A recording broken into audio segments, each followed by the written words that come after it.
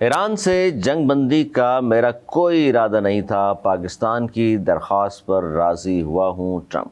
एक महीने की जंग बंदी में ईरान ने कुछ तैयारी की भी तो हमें बहुत थोड़ा क्लियर अप वर्क करना पड़ेगा। ट्रंप की एक बार फिर धमकी और इन ख्यालात का इजहार उन्होंने चीन के दौरे से वापसी पर सहाफ़ियों से गुफ्तगू करते हुए किया और उन्होंने ये भी कहा कि जनाब अमेरिका मुस्तकबिल में ईरान पर दोबारा हमले भी कर सकता है। चाइना का दौरा बड़ा अहमियत का हामिल था, उसके बाद भी अगर वो धमकियां दे रहे हैं तो ये बड़ी अहम चीज़ है कि आखिर ऐसी क्या बात हुई है।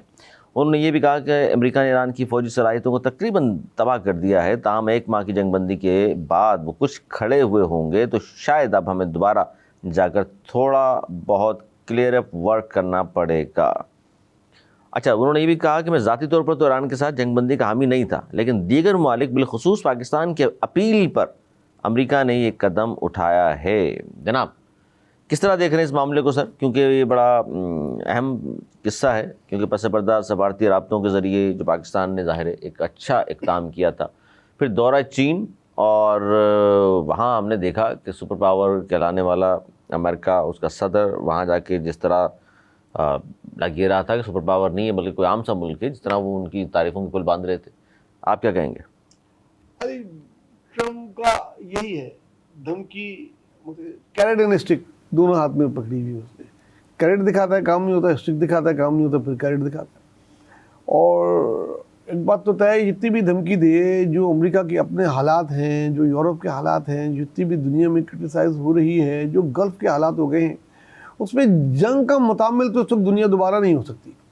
अगर जंग की भी उसने दोबारा, तो ये उसकी गलतियों में से ये सबसे आखिरी और सबसे बड़ी गलती होगी कि अब जंग दोबारा स्टार्ट हुई।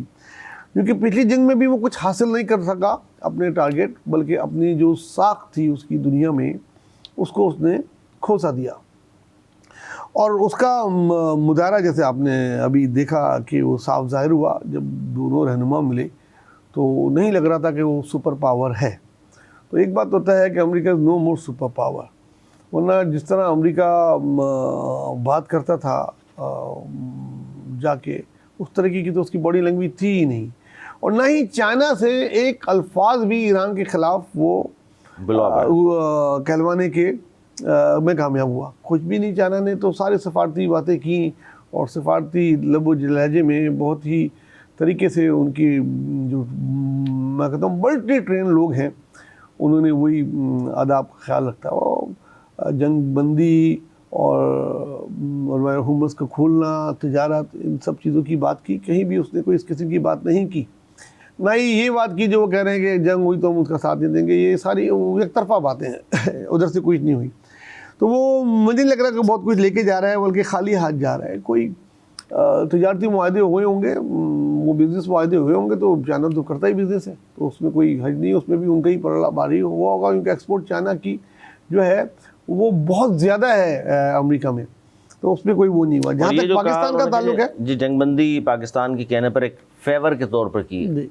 बहुत ही मज़े की बात है कि काफ़ी अरसे से वो पाकिस्तान को बहुत ज़्यादा अहमियत दे रहे हैं, और इसकी वजह यही थी कि इनकी नज़र में ये है कि इस जंग में जब वो ट्रैप हो जाएंगे तो निकलने का जो रास्ता है ना, एग्ज़िट, वो बड़ा देखा जाता है। कहीं भी घुसने से पहले ये लोग देखते हैं कि एग्ज़िट क्या है, हमारा वे ऑफ आउट क्या है। तो वे ऑफ आउट जो है ना, वो एग्ज़िट प्लान पाकिस्तान है। जब भी होगा वो पाकिस्तान, और आपने देखा मादी में भी पाकिस्तान से ही ट्वीट करवाए गए, पाकिस्तान से किया गया, इसलिए वो पाकिस्तान को अभी भी अपने हाथ में ही रखना चाहते हैं, और ये अच्छी बात है पाकिस्तान के लिए।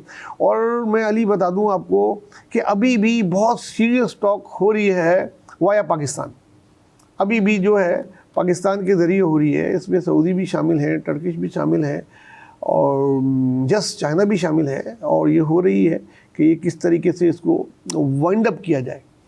अब वो ये है कि बस वो ट्रम्प की थोड़ी वही जो ईरान के बार बार कह रहे हैं कि इनको अपना लेवल है जा, और ये चीज़ें सही करनी पड़ेंगी तो ही होगी, वरना बातचीत के लिए तो ईरान तैयार है, और लड़ाई के लिए भी तैयार है। बार बार कहते हैं हम लड़ाई के लिए भी तैयार हैं, बातचीत के लिए तैयार हैं, जो करना है वो करें। लिहाजा देखें वो अमेरिका पहुँच के क्या बयान देते हैं, और आने वाले दिनों में क्या होगा।